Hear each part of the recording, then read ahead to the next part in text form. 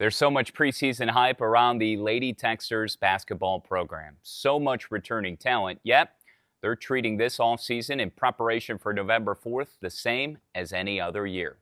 The brand, its history, and a championship mentality both on and off the court. I go one-on-one with head Lady Texters basketball coach Brooke Stoehr next on Tech Drive.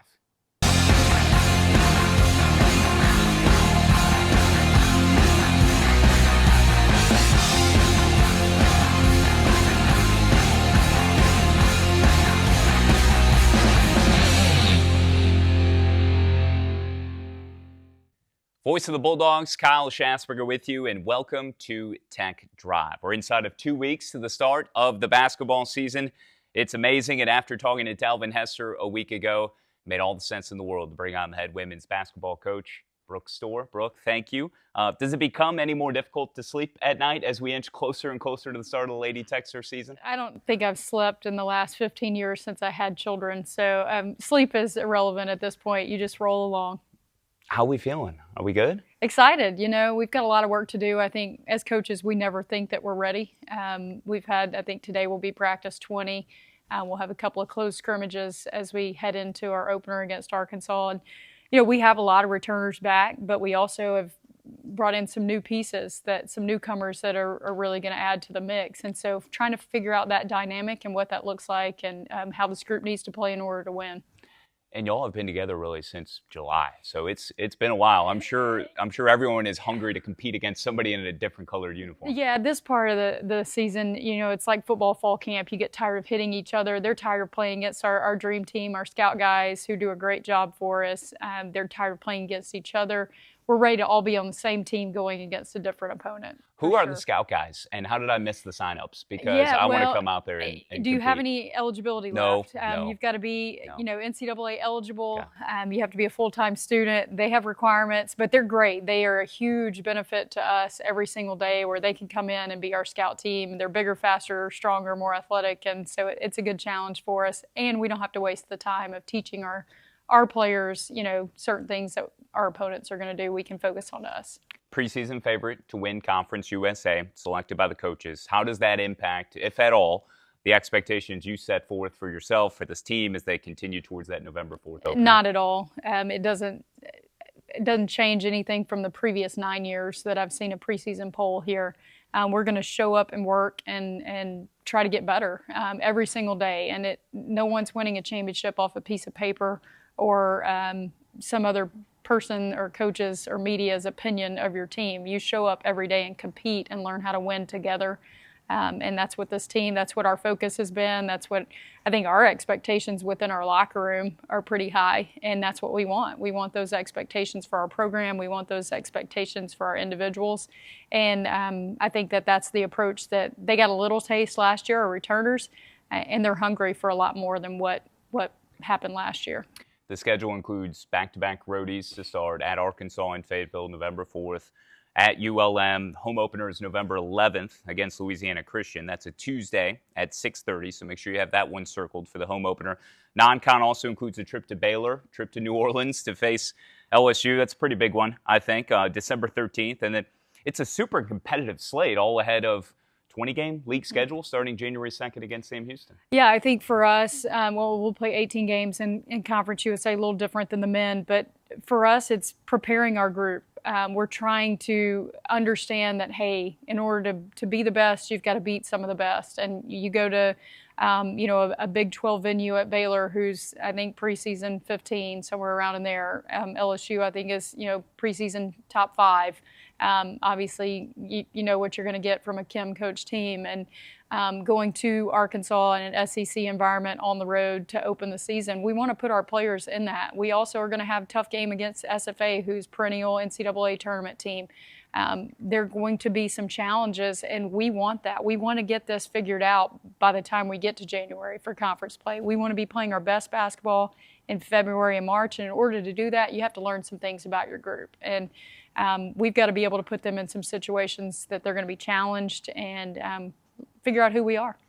Brooke Stoehr, against Kim Mulkey, December 13th, though. Smoothie King Center. I mean, come on, that's Well, juicy. Two former Lady Texter stars going against each other, coaching their teams. I get it, but a lot of folks are excited about she's that got one. a few years on me, so if we were playing each other in one-on-one, I'd feel a lot better Yeah. than that. But it's not about that. It's about our team showing up and competing together against their team, and it'll be a huge challenge and a huge test for us. But that's what our players won't back down from, our staff won't back down from, and I think it's great anytime we can get together and have good, meaningful rivalries and games against in-state opponents. I think it's great for women's basketball in our state. And Kim obviously has done a huge amount for the women's game in general, but what she's done to bring excitement back to women's basketball in Louisiana since she came back to LSU is big for us as well. And I think it impacts high school girls basketball. It impacts the excitement. And we're excited about it. I think it's for a great cause, and we're going to go down and really get after it. Yeah, if you haven't made plans already, that's December 13th. I don't know, that'll be a big trip for a lot of supporters of Tech to see Louisiana Tech and LSU go head-to-head on the hardwood. This year's team made up of 12 women, a lot of young talent, returning talent, newcomers, roster boasts, I think 3 juniors. You have no seniors, a grad student in Mackenzie Worm, who missed last year due to injury. The headliners, though, are a pair of sophomores in guard Paris Bradley and forward Jordan Marshall, both named to that preseason 10-member All-CUSA team. And Bradley earned League Freshman of the Year. Last season, her 8 20-point games were most by a Lady Texter freshman since the 78-79 season. What is it about the way that Bradley operates that makes her so special? Well, I think she really maybe even got off to a slow start last year, but really found her groove. And she's aggressive and she's at her best when she's attacking. And I think for Paris, she's a very unselfish player, and so she was really trying to get everybody involved, and then found her game along the way. And that's what our group needed from her last year, is we needed someone to be able to take over and to score. And I think early on maybe people didn't put a lot of emphasis on her defensively, but as we got to conference play, and it definitely changed, and she continued to produce in some big moments. And I think for her, she's got a versatility. She can shoot the three. She's been shooting the three really well, but her ability to get downhill and attack the rim, finish with contact, she's done a great job of.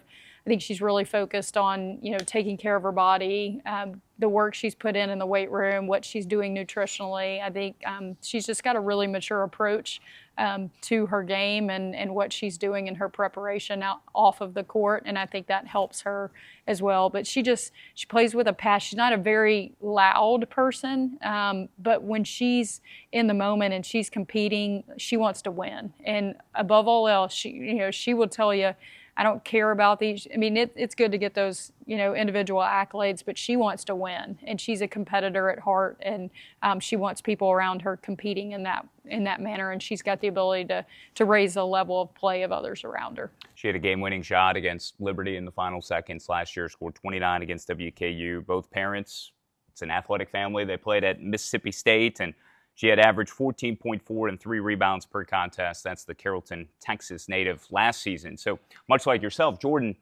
Marshall is an Arkansan, right? So from Little Rock Central High School, the other half of Tech's dynamic sophomore duo, also earned all freshman league honors last season while averaging better than 11 per game, led the Texters in rebounds, second in double-doubles by a freshman nationally. Her physicality appears to be a huge part of her game. Yeah, I think her versatility, she's got the ability to face up and get around a bigger defender.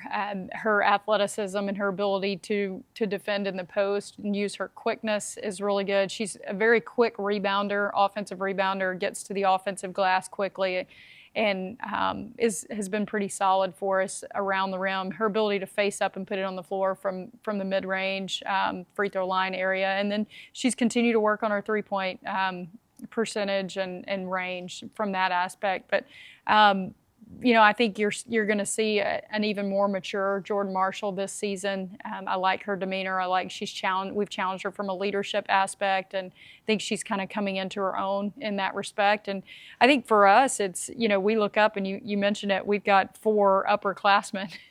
we're still very young. Everybody says, oh, you have a lot of returners. We do. We have a lot of sophomores and a couple of freshmen, but we've got a lot of young players that haven't played, a lot of minutes. Those freshmen played a lot of minutes last year, but in terms of what you face in college basketball, they're still relatively young. So handicap the rest of the pieces for us. Like, who are you most looking maybe to step up? Who is someone maybe the rest of the league might be sleeping on now, but may prove to be so instrumental come season's end when you're chasing down a CUSA title? Well, I don't want to give away all my secrets, but I think everyone knows how Avery Aaron played at the end of last season and the run she kind of went on those last 2.5 weeks of the regular season and headed into the conference tournament. I thought she played with a confidence, a little swagger. She's got that about her. Her ability to stretch the defense and shoot the three. Shot it at a very high clip from three, gives us a different added dimension from that interior position to be able to space and spread the floor the way she does. You're going to see a couple of newcomers in transfers, Alexia Weaver and KT, Kaylee Thompson, that are going to come in and provide some major experience for us from the junior college level. Played in the national tournament, had deep runs in the national tournament at Three Rivers, and those two show up to work every day. I think they're going to add a great deal. You may look at Alexia Weaver and go, she's not very big, she's not very tall, but she just shows up every day and gives you exactly what you want from a coach's perspective. She constantly talks. She gets people to the right spot. She guards the ball. She makes everyone around her better. And I think, I think it's going to prove to be big for this group. How would you describe the style and pace in which Lady Texas basketball operates? Well, we want to play fast. We want to be physical and tough defensively. I think we're trying to be a lot more disruptive than what we've been in the last couple of years because I think we've got the personnel to do so. We want to really try to take people. We've got to generate some more possessions for us offensively, whether that be taking better care of the basketball coming out of last year. We had way too many turnovers as a team, and then being able to cause and create more turnovers defensively, be more disruptive. And I think that's something that we want to be relentless and tenacious on the defensive end. We want to play aggressive and play fast offensively, be able to space and spread. And really, we're trying to get paint touches, whether it's off the dribble or off the pass. We're trying to attack that rim and put pressure on the defense by getting the ball to the paint. I'm going to run through your resume a little bit here, so show me some patience. I'm old now.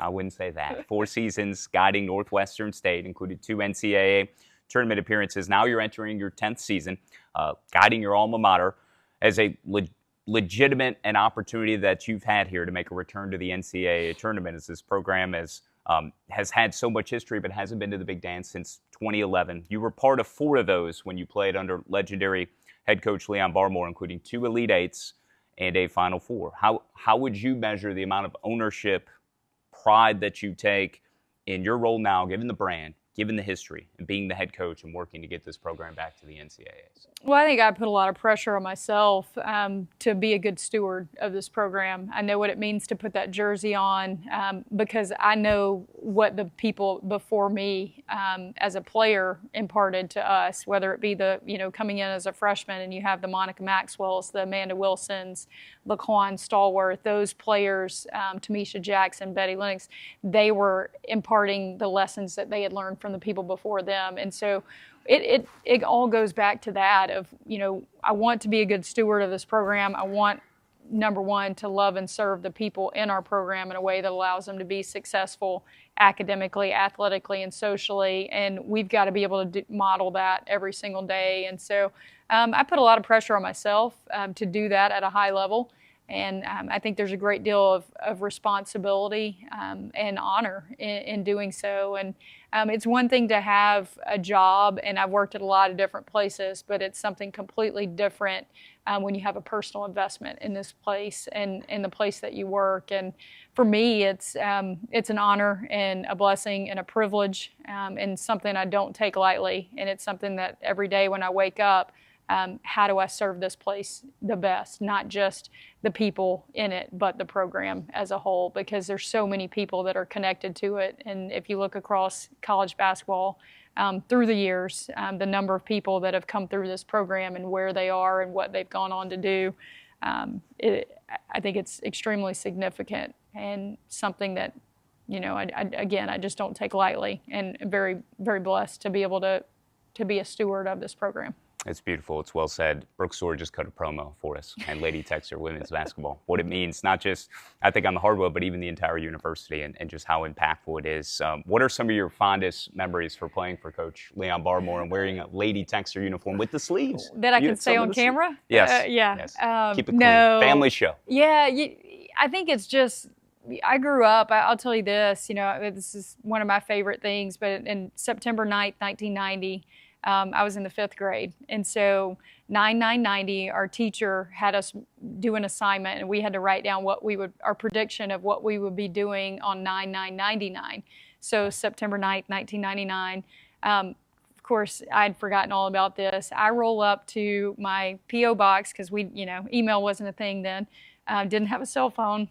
Go up to my post office box and at the mailroom or the post office under Tolliver on campus, pull out a letter, and it's from my 5th grade teacher. I'm like, why am I getting this letter? I open up the letter, and she had saved a copy of what we had all predicted, every single person in our class, and mine said I will be playing basketball at Louisiana Tech.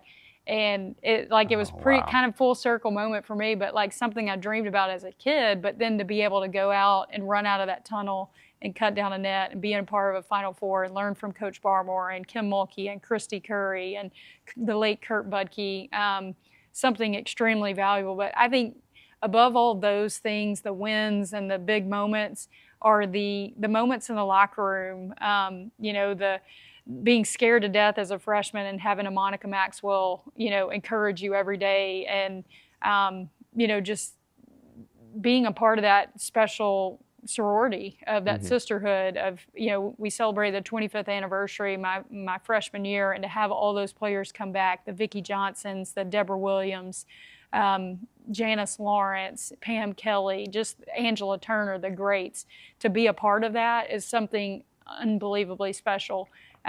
Coach Barmore was hard on us. He coached us hard, but I've got a great relationship with him now because there was a great deal of respect. If he walked in this room right now, I'd sit up a little bit more straight. He just demanded a level of excellence out of you.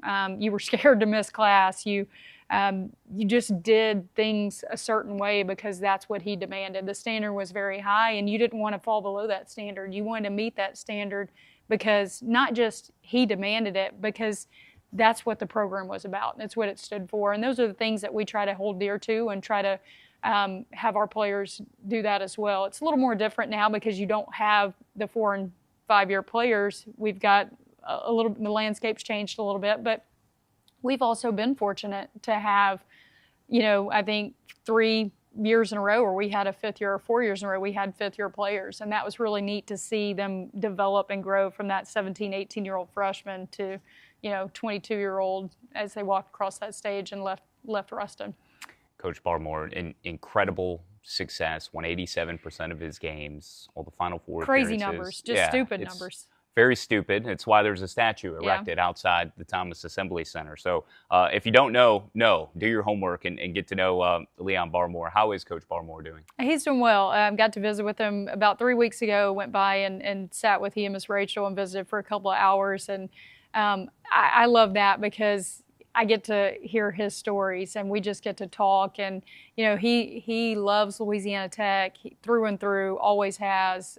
Obviously, Lady Texter program is near and dear to his heart, and he wants nothing more than for us to be successful and it to be represented in the right way. So just grateful for that relationship, and know that, part of me, I want to please him and make him happy too. And we want to honor him in the right ways by how our team competes and how we carry ourselves and how this program's represented. But just unbelievable. It's crazy to think. And he retired at an early age, I tell him, we laugh a lot now of going, it'd be a little bit different for him coaching in this era. And he's like, I don't know how you do it. But I think he's a winner, and I think he would have figured it out. There's something about, too, like going out on top under your own, your own grace, making the decision yourself, doing it early. Sure, we can poke holes at that if there's anything. Like, hey, you had so much more left in the tank, but he didn't allow the sport and the changes to consume him where things could have ended differently. Yeah, he announced his retirement after we were starting the NCAA tournament my sophomore year here in Ruston. We were hosting the first and second rounds, and that was almost shocking and devastating for us. But then he came back. We talked him into coming back, and he coached my last 2 years. And so I laugh and tell him that I sent him into retirement. It was time, but no, just grateful to be able to learn from him and just to be around him. Sure. On the topic of the changing landscape, as you made reference to a moment ago, how would you describe the way in which you've grown, both as a coach, as a person, over the last decade since your return to Tech, and really the last handful of years, because there's been incredible constant change? Yeah, I think it makes you not change who you are or the things that you hold dear to in terms of your expectations and your standards. I think the way you go about things, you have to be able to adapt, and you have to be able to find what works best for your current situation. And the crazy thing is, you make a plan, and then you got to be able to pivot quickly because something else has changed. And I go back to starting my head coaching career at Northwestern State. We go to the NCAA tournament 2 out of the first 3 years I was a head coach, and I'm thinking, oh, this is easy, and we haven't been here, and that we are trying. That is our goal. We are trying to get back there. You have to have a lot of things go your way. Yeah. I think Talvin would tell you the same thing on the men's side, and before him, Eric Conkle and Mike White. You've got to have a lot of things go your way on those 3 days in March, but I think for me, it's understanding the situation, your environment, and what may work somewhere else may not work here. And you've got to figure out what that is with the landscape that it is today, and then you've got to be able to attack it and be ready to pivot if you need to. I think for me, it's having great people around you, and I couldn't be more grateful for the staff I have in place. I think they do an incredible job of loving and serving our people well and showing up and working extremely hard for this program. You're walking me into the next topic. Great segue. You're living rent-free in my head, because we got to talk about your husband, Scott. Yeah, well. All right? So you just celebrated 21 years, if my math is correct, based on my research. I'm secretly a PI. I know that defeats the purpose of being a PI. I told someone this the other day. You do have the Magnum mustache. I do. You've got that going. And I also cut myself shaving this morning. I'm glad that's on the right side, so the camera's not picking it up. But Brooke's probably staring right into it. Anyways. Nah. So he's on your staff.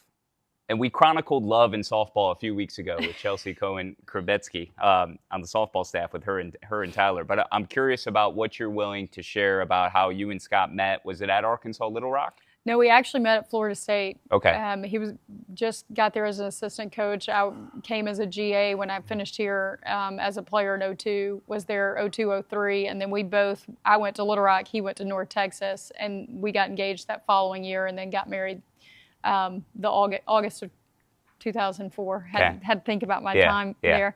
And then worked together for a year there, then came back here for 4 years. And then he got out for a few years. I was at Southern Miss and then Texas Tech. I had Aubrey at Texas Tech, and he was staying home and with her, and then he was coaching and teaching in high school in our time out there. So it's Aubrey and Cooper, your 2 children. So basketball has fueled now this beautiful family of 4. I mean, how do y'all make it happen?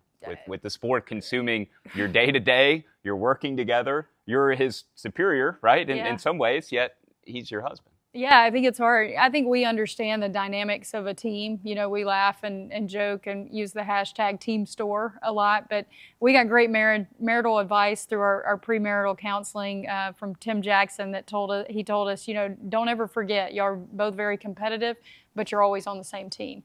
And that's something that, the one thing of we've worked together for a long time now, but we've also been married for a long time, and how to communicate with someone directly. And everybody always asks that, like, how do y'all do this? Well, we're not sitting in each other's office all day long. Yeah. Like, he has responsibilities, I have responsibilities. There'll be days where we don't even speak to each other until we get home, and you're like, oh, how'd your day go? Yeah. And now we have 2 children that are extremely involved in their sports and their activities, and we don't want to hold them back from that because of our careers. So we want to be fully immersed in what they're doing, and we're both we've gone from all four being together a lot to usually it's 2 and 2, and we're kind of split and going in different directions. But I think it's important for us that I think our players get to see us in our best moments. I can remember, having 2 kids under 2 and being a first-time head coach and carrying Cooper in a car seat on a bus every bus trip we had at Northwestern State, feeding him at Ole Miss, passing him off to a manager, and they've kind of grown up in it. And as a mom, sometimes you feel guilty of, am I missing too many things for them? And I've had great people, I've had a lot of great conversations with Christy Curry, who coaches with her husband at Alabama, and I got to work for her and with the 2 of them at Texas Tech and got firsthand, hey, this is how you can make it work. And I thought they did a great job. And they have 2 daughters that have grown up to be incredible young women. And I have conversations with their 2 daughters even now, and one's in law school and one's in college, and about, hey, what did this look like with both your mom and dad doing it? How did you feel at this time? Because we want to make sure, ultimately, I have a huge responsibility to lead this program, but I'm a mom first, and I'm a wife, and I want to make sure that our family is taken care of, and I'm doing that to the best of my abilities, and giving our 2 children great opportunities to be their own people. I think the coolest part about all of this, and I haven't really thought as deeply about it, because as a coach, your job is to develop, to mentor, to prepare them for life after basketball. Yeah, you're trying to win, but you're helping to mold these young adults and prepare them for the rest of their life. And that comes through, overcoming hardships on the court, handling defeat, all these sports cliche things that you're working on. But it's real. But you and your husband working together and having your 2 children, Cooper and Aubrey, you are sending examples, whether you know this or not, and I don't know how much you've thought about it, but this is the epiphany I'm having. These are very impactful messages you're sending your team about family values, about virtues, of how to conduct yourself as a parent, or how to be to your partner in the future. And, maybe they don't all come from the best of homes either. I think about, my own upbringing, not to say it was awful, but like there's certain lessons you take and then you see the way people operate, and you're setting a special sort of example for everyone on your roster. Absolutely. We talk about 3 non-negotiables in our program all the time. Be a great teammate, be coachable, compete, and give great effort. And that first one is so impactful, because we're going to be a teammate for the rest of our life. Whether we're part of a team now and we wear a jersey, we're going to be part of a family unit, we're going to be part of a work environment, and you've got to be able to learn to communicate with people through the good and the bad.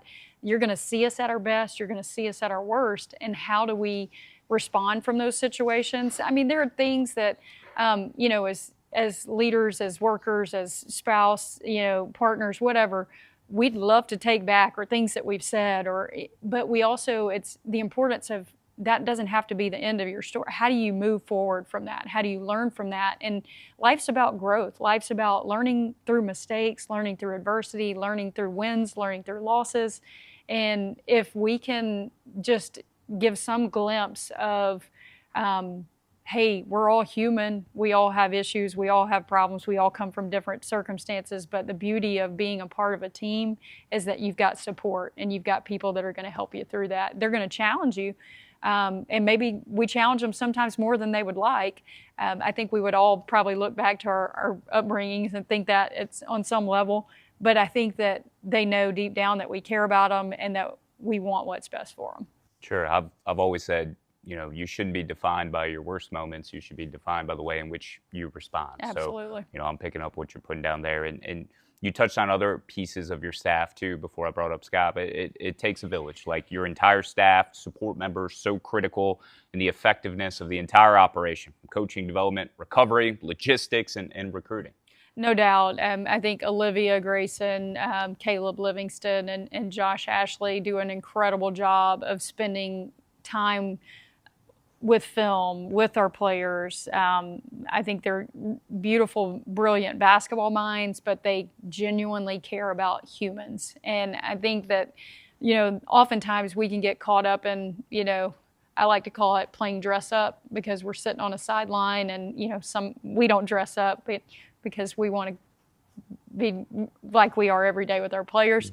Mm-hmm. But I think sometimes you don't take the right mentality in this profession of, we're here for these people. This is a very service-minded operation if you're doing it the right way. And I think those three do an incredible job with that. Michaela Bailey, my director of operations, she is such a servant's heart. She's just willing to work and go behind and do and provide and get us logistically where we need to be. And then strength coach Jared Duke and trainer Stephanie Smart, it all goes into that. And then, you know, we haven't even really talked about the academic piece of why these young people are actually here. And I take great pride in what we do academically, and this group has done well. And we've continued to reach, you know, highest benchmarks for GPA and APR and those things from when we got here 10 years ago. But Lindsay McCaskill does an incredible job with our young women. But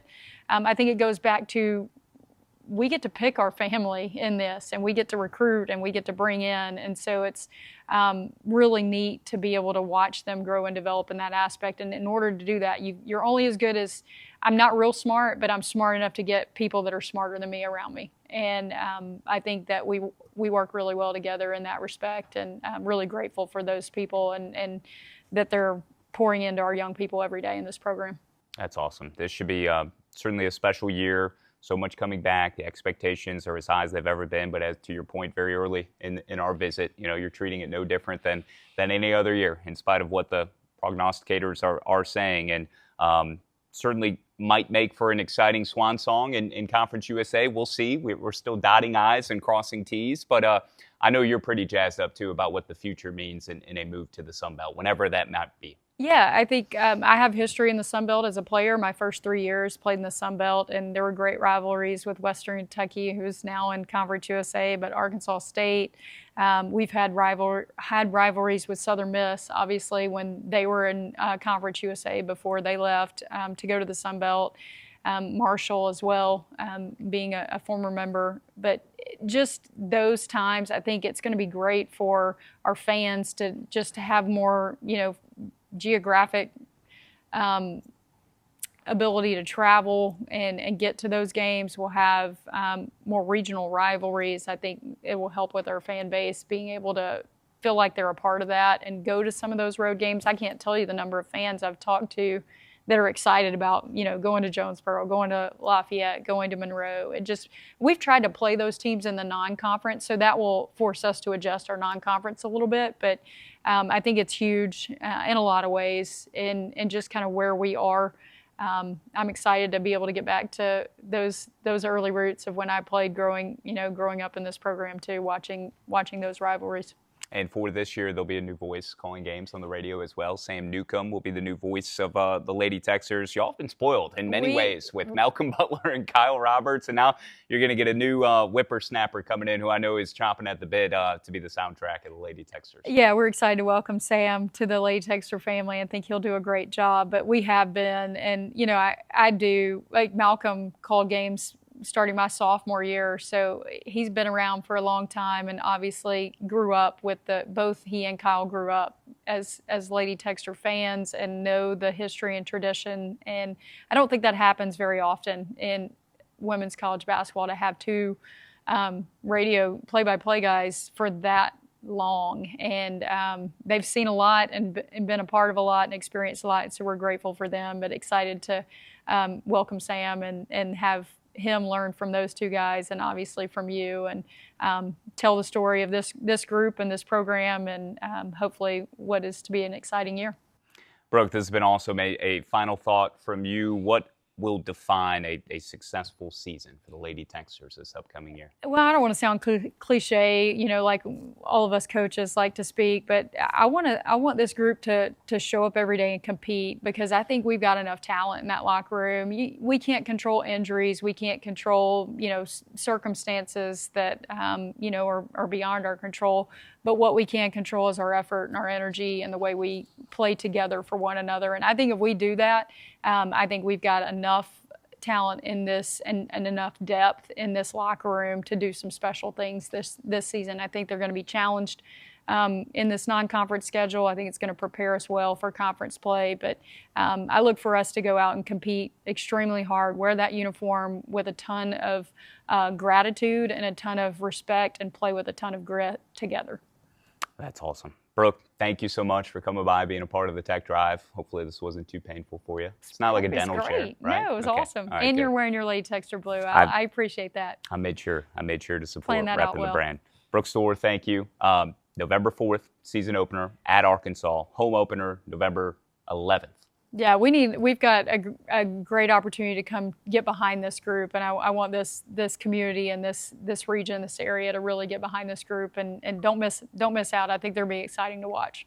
Thank you so much, Brooke. And if you need some Lady Texter swag, you can't forget about downtown Pens. Pens downtown. There's also Pens Western Wear. Make sure you check out all of their uniquely branded, designed, officially licensed Bulldogs and Lady Texters items. Pens downtown in Ruston is a great option for that. You can find it all when you shop locally at Pens, a North Louisiana tradition since 2007. Reminder, our next football game will be coming up. It's homecoming week. That'll be October 31st. It's a Halloween.